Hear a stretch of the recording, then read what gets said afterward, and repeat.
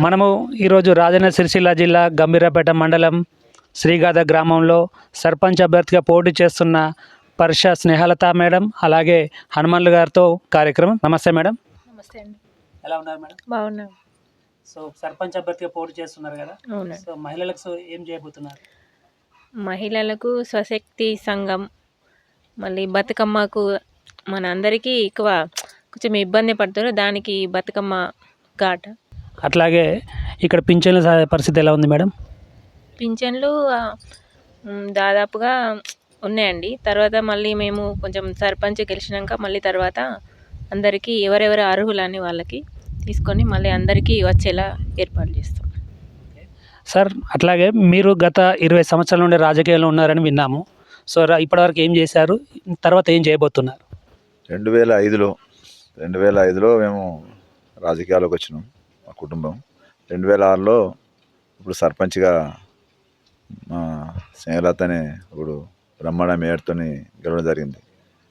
అప్పుడు ఆ రోజులల్లో ఊరికి చేసిన మట్టుకైతే వెంటనే అంతకుముందు ఎప్పుడు ఎన్టీఆర్ హయాంలో ఇండ్లే ఉండే కానీ ఇంకా శ్రీగాధలో ఇండ్లు లేకుండే. అంటే ప్రభుత్వం సంబంధించిన డబుల్ బెడ్రూమ్లు కానీ ఇందిరమ్మ ఇల్లు కానీ.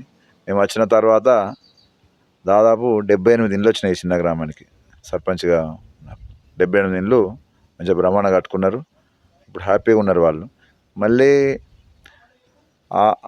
ఆ రోజులలో అసలు విలేజ్లలో గ్రామ పంచాయతీకి ఎక్కదందుకు కూడా కొన్ని వర్గాలు వెనక ముందు చేద్దురు.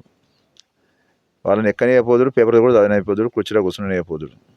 అటువంటి సందర్భంలో మేము గెలిచిన తర్వాత అందరూ ప్రజాస్వామ్యబద్ధంగా అందరూ రావడం, గ్రామ పంచాయతీలో పాల్గొనడం, సమావేశాలలో, గ్రామ సభలలో అన్నీ ఆ విధంగా చేయడం జరిగింది. అప్పుడు డెవలప్మెంట్ సంబంధించింది నీటి సమస్య ఉండే. ఎక్కడికక్కడ పైప్ లైన్స్, దాదాపు పైప్ లైన్ ఏదైతే లేవో మంచినీటికి సంబంధించిన నీటి సరఫరాకు సంబంధించినవి వాడకు పైప్ లైన్లను ఏర్పాటు చేసి అందరికీ ఇంటింటికి 24 hours నీరు వచ్చే విధంగా అప్పుడు ఆ రోజులలో చేయడం జరిగింది. ఊర్లో ఆపద ఎక్కడ వచ్చినా అక్కడ ఉంటారంట, ఇది ఎలా సాధ్యం సార్ మీకు?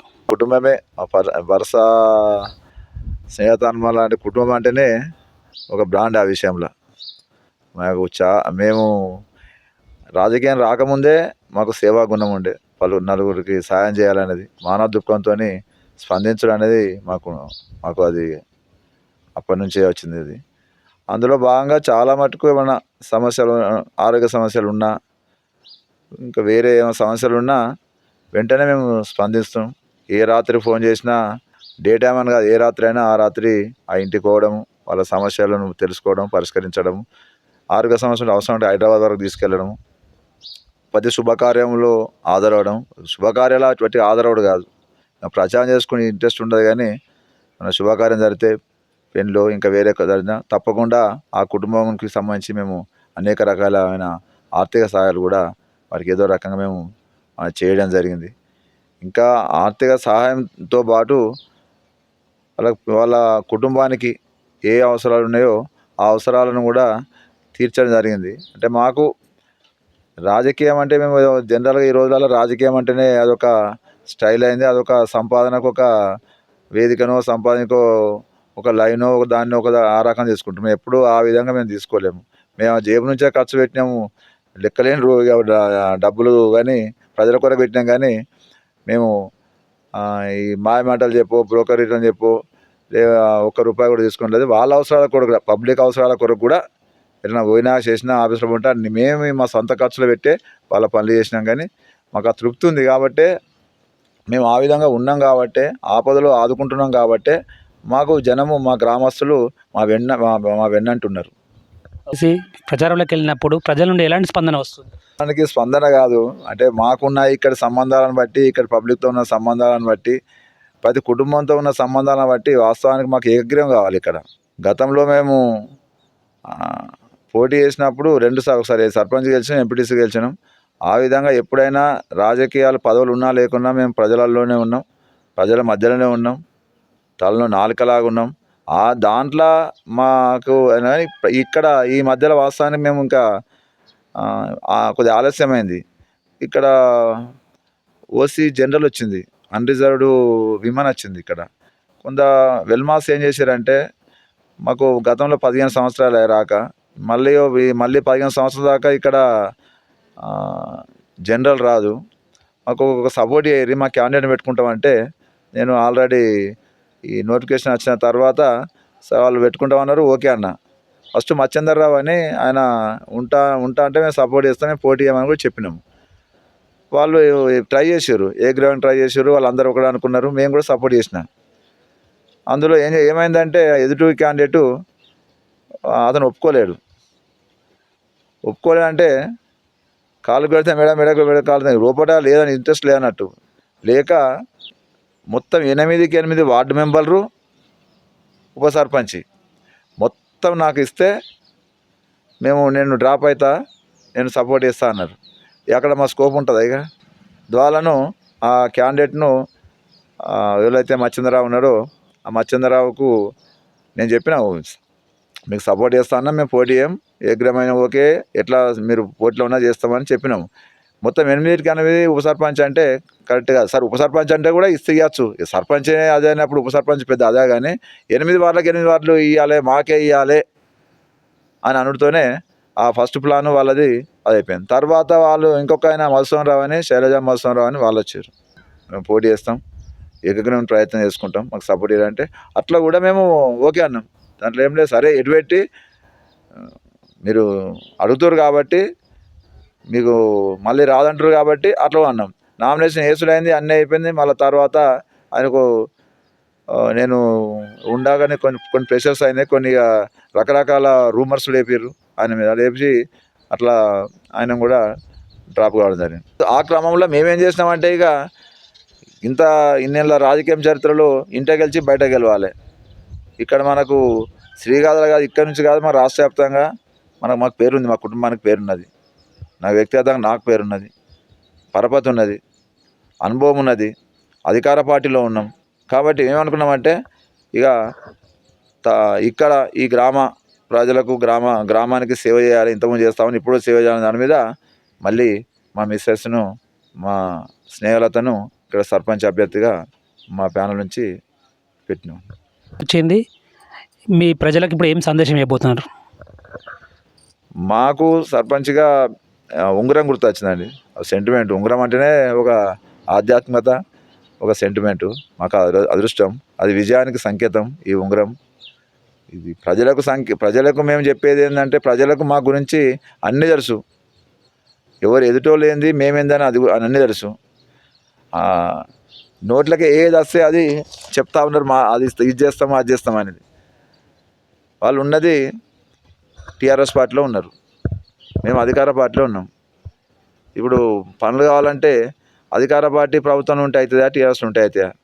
ఉదాహరణ చెప్తా, ఇక్కడ ఏదో వాళ్ళు ప్రచారం చేసుకుంటా ఉన్నారు, రాజుపేట నుంచి మేము సిరిగా దాకా తార్ రోడ్ వేస్తాం అనేది.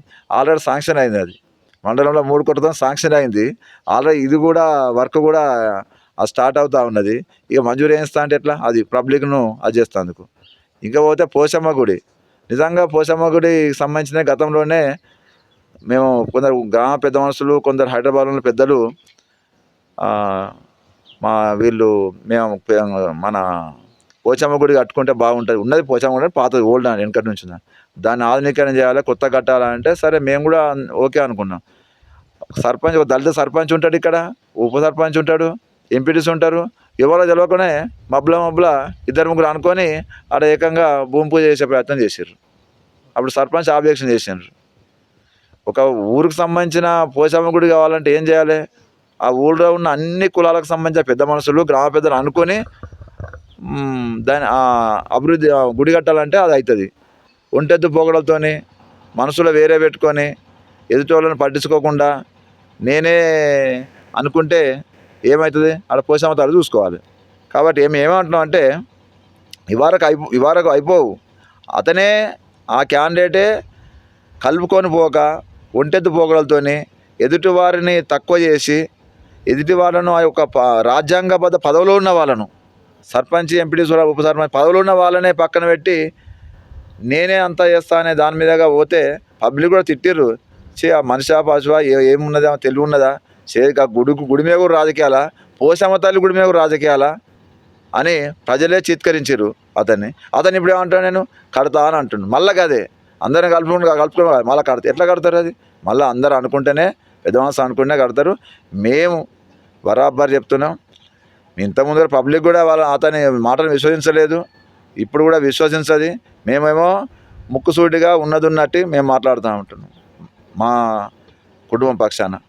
అతను ఏంటంటే మాయ మాటలు, భ్రమలు, బ్రోకర్ మాటలు మాట్లాడి ప్రజలను ఆ మాటలతో నమ్మించే ప్రయత్నం చేస్తున్నాడు. కాబట్టి ఒక పోషమ్మ కూడా కాదు, విలేజ్లో పోషమ్మ కూడా ఉన్నది, ముత్యాలమ్మ కూడా ఉన్నది, ఇంకా చర్చిలు ఉన్నాయి, ఇంకా మా ప్రతి ఊళ్ళో ఒక బొడ్డురాయి అనేది గ్రామం ఉంటుంది. అవన్నీ మేము అందరికి అన్ని కుల సంబంధించిన పెద్ద మనసులతోని గ్రామ పెద్దలతో అందరితో అనుకొని తప్పకుండా బరాబర్ చేస్తాం. గతంలో అనేకమైన విలేజ్లో అయినాయి. 2 సార్లు 2-3 సార్లు కేసులు అయినాయి. 2 సార్లు నేను జైలు కూడా పోయినా. అయినా 2014 నుంచి ఇప్పటివరకు ఒక్క గొడవ కూడా లేదు. మేము అభివృద్ధితోనే, అదే మంచి మాటలతోనే, మంచితోనే మేము ప్రజలతో మమేకమవుతాం అనుకున్నాం. ప్రతీకారాలు తీసుకోవాలనుకుంటే ఎప్పుడో తీసుకుందాం. అలాంటి ఆలోచన కూడా లేదు. పబ్లిక్ మెచ్చితే పబ్లిక్ సపోర్ట్ చేసి గెలిపిస్తే అదే ప్రతీకారం అనుకుంటాం తప్ప కానీ ఆ విధంగా లేదు. దాన్ని ఆసరా చేసుకుంటే మాత్రము మేము ఇచ్చిపెట్టే ముచ్చట్లేదు. ఇంకా చాలా ఉన్నాయి. ఈ మధ్యలోనే ఒక 5-6 నెలల క్రితం ఈ శ్రీగాధ గ్రామానికి నా పరపతితోని గవర్నమెంట్లో ఉన్న మంత్రితో మాట్లాడి ఇక్కడ 20 లక్షల సీసీ రోడ్లు మంజూరు చేసినాం. ఆల్రెడీ పోసినాం అవి సీసీ రోడ్లు. ఆ విధంగా 12 లక్షలతో అంగన్వాడీ బిల్డింగ్ లేక ఇన్నేళ్ళ ఊరు పుట్టిన నుంచి అంగన్వాడీ బిల్డింగే లేదు. గతంలో వస్తే కట్టలేరు, వాపసు పోయింది. అందులో లాభాపేక్ష లేకుండా నేను కాంట్రాక్టర్ను కాదు, ప్రజాసేవకుడిని.